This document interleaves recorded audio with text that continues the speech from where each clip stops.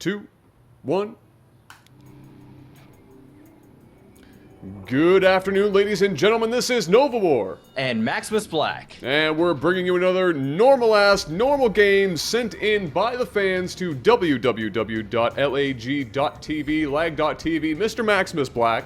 Yes, sir. Because both of these gentlemen apparently did not take any time in which to come up with a creative name, hit me up with an old school noise.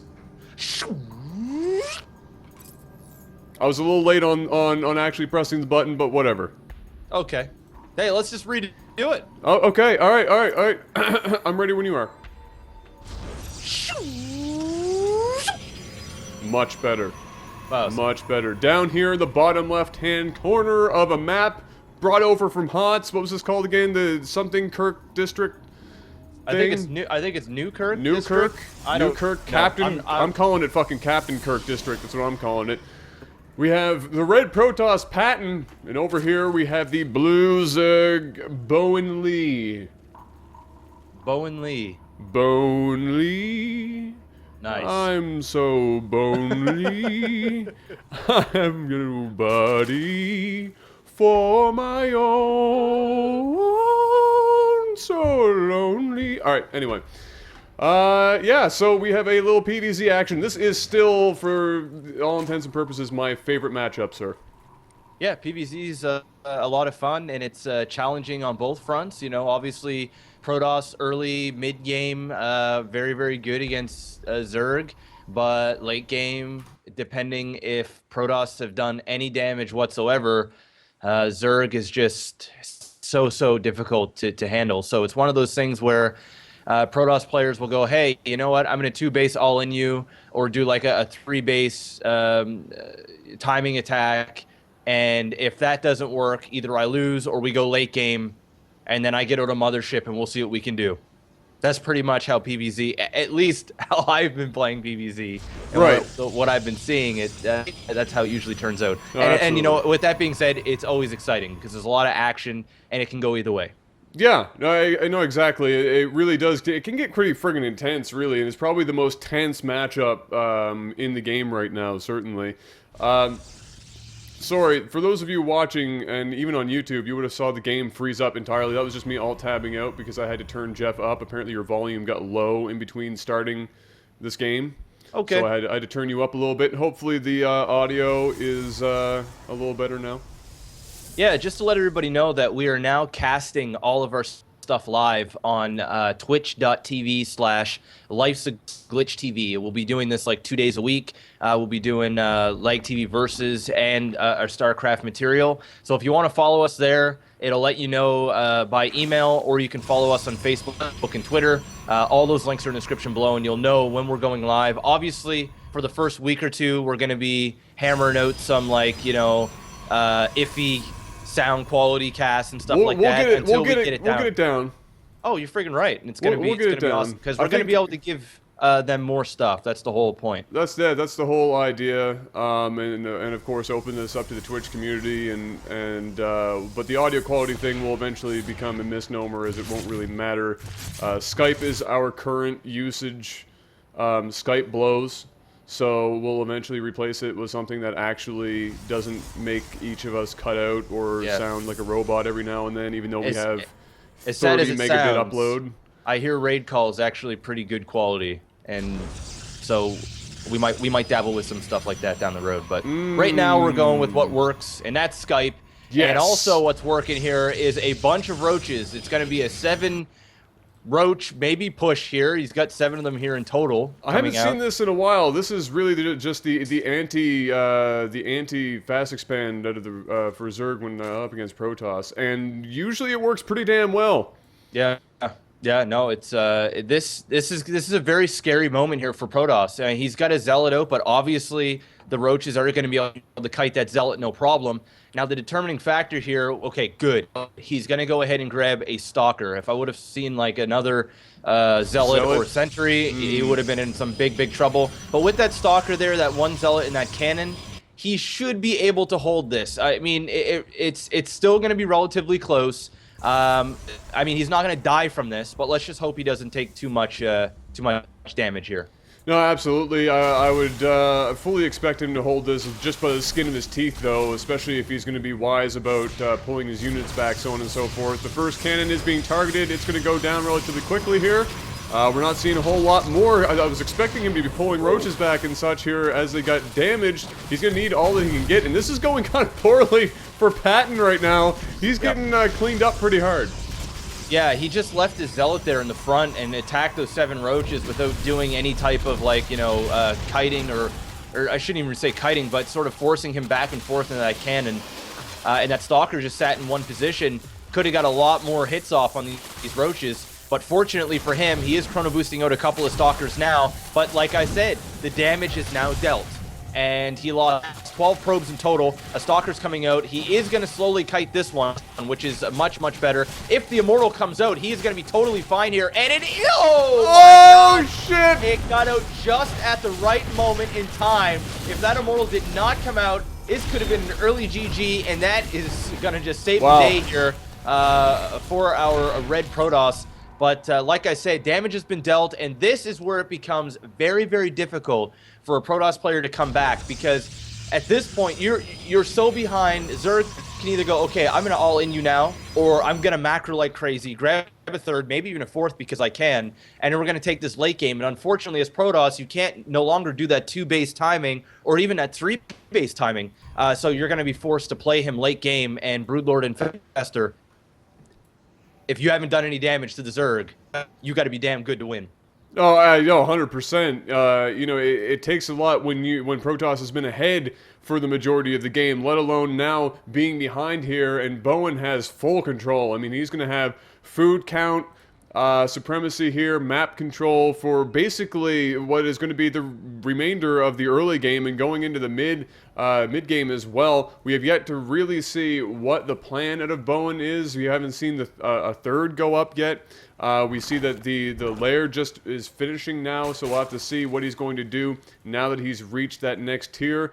And it looks like he feels like he wants to continue to be aggressive, and I can't say I blame him considering how much damage he does, but he has to be insanely careful, because now that Immortals are a thing on the field, and obviously now that he's seen that there's a heavily fortified wall here, he can't just keep throwing units away, and I think now that he's been turned away, he'll probably go for a third.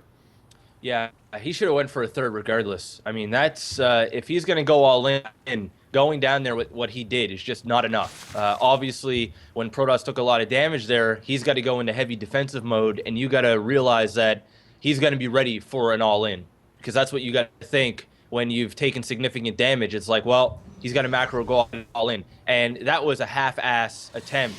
It wasn't even an all-in, but when you cut for so long, that lead that you had just diminishes. Like, take a look, 43 probes to 37, considering that 12 of them died in that first engagement. There should be no reason why Red is in the lead in probe over drone production at all.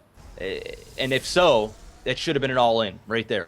Absolutely. It was kind of one of those situations where it looks like it was a kind of a flip-flop. He didn't quite know what he wanted to do. And that's really what always shoots you in the foot, just specifically when you're in the lead like that. When you're in the lead, you have to really just be very decisive and go with what you want, and don't try and do anything else. Like you were saying, if you're going to go all in, then damn it, go all in. Don't try and do any of this extra fluffy stuff and get mildly aggressive and show your cards and just get shut down at the door, because now really what should have been a situation where the Zerg was ahead of the game here, he is now behind. Yeah, no, he's going to be able to be sour with life, because those Immortals right there are just going to penetrate those roaches' assholes, and he isn't even going to know what to do about it.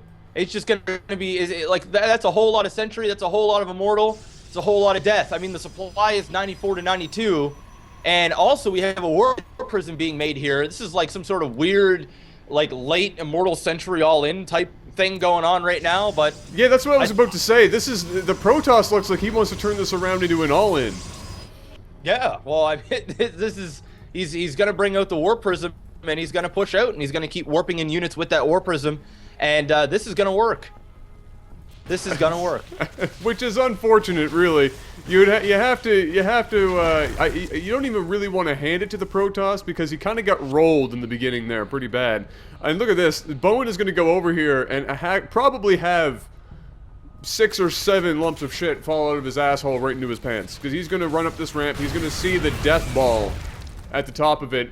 And if he doesn't immediately turn around right now, and then come up with another strategy, because now that he's done that, now I think the Protoss is thinking, okay, that's not, there's no harm in going out now. Look, he's got nothing, and here we go. He's actually going to push down into a position of moving out, and the Zerg is going to have to go back home, and he's going to have to rethink his life. But I don't think he's going to have enough time to rethink his life. To be honest, I think his life is going to be over before he even gets a chance to sit down and think. Yeah, look at this. He's going for his lair, and I think he just wants to tech into Broodlords, but it's just gonna fail horribly for him. He hasn't installed the Protoss. Yeah, he hasn't installed the Protoss in order to do that. He's just going on it because he knows that really at the end of the day, if there was a hope in hell, that's his only hope in hell. But it's a little late to the show to be doing something like that, and he's seeing all of this happen right now. There is the Overlord likely to get shot down here if he even cares enough to. But apparently he doesn't. He just wants to go in for the kill. The Zerg is aware of this. You know, the Protoss just can't waltz up this ramp, but it's going to be able to do pretty close to that. Yeah, with decent force fields, he is actually going to be able to just walk up here and just own everything, but he needs to hit force fields. Just because he has a beautiful looking army here doesn't necessarily mean he's going to for sure win. He still needs to hit these force fields. The Zealots aren't really in the front. There's only 2 of them, so that there's some good force fields, not allowing a bunch... Ooh, another force field goes down, but not allowing a tunnel of roaches to come out. He just didn't kill a whole lot of units there. I mean, he's still going to be totally fine, but you want to be able to, you know, cut up those roaches 5 or 6, 7 at a time, instead of just kind of pushing them all back. Mr. MaximusBlack, there was a warp in that we both managed to miss. So there's just death going all over the place So really, he did exactly what needed to happen. He is now face rolling this guy to the point of no return. I didn't even see this on my minimap until like literally he was already dead. Wow. And now Protoss is OP. Yeah, well, yeah, that's standard. Yeah. Yeah, that's okay. Well, I apologize for neither of us catching that drop in, but you know what? It worked. And it worked damn well. It would have worked without the drop in. Yeah, no, he was going to win either way. It wasn't about to be a matter of, oh, well, I really need the split push in order to win. That was just kind of like, he just kind of was rubbing that in his face at that point. Just, hey, bitch, look what I can do. Anything you can do, I can do better. Man, and it makes it's just funny seeing some of these players, and it's not even just Zerg. It's a lot of these guys that just have such a huge lead, and then they don't do anything with it, and then they complain that the other race is OP. And I see it on all fronts. You know, obviously there is like some sort of venting that goes on, but I mean, you've got to be a complete fucking moron to think that Protoss was OP there because you decided to let him do whatever the hell he wanted to do, and you were doing nothing on the other end. I mean, it's just common sense. Yeah, I mean, a lot of people are going to do that just because they're pissed in general. Yeah, it's venting. It's venting. It's absolutely venting. Too. Trust me, I do it too. Oh yeah. But I don't say it to the other person, right? I just yell it to myself. I'm like, oh my god, Marine Marauder Manufacturer OP. What do I do here? But I don't actually like type in like fuck you. Oh, just die. Yeah. Oh. So what you're telling me is the next like death metal song from MaximusBlack is coming out soon. It is. It's called Protoss OP. Perfect. Well, then that's OP. Protoss OP.